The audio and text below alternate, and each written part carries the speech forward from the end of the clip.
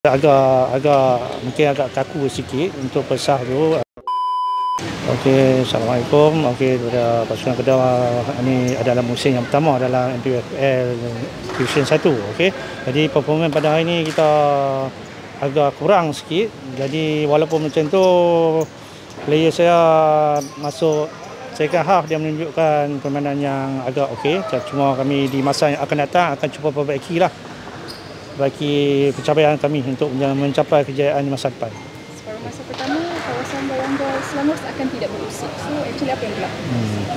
Jadi saya player mungkin agak kaku sikit untuk pesah tu, mungkin tak dapat sesuaikan diri bermain dalam Division 1 ni. Jadi selepas half time tu saya bagi talk ada player.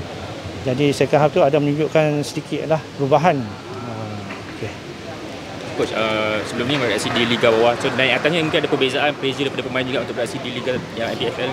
Ya, memang kamu cakap benar lah. Mana daripada Division 2 tu memang dia agak mudah. Jadi masuk Division 1 ni dia agak tekanan sikit lah.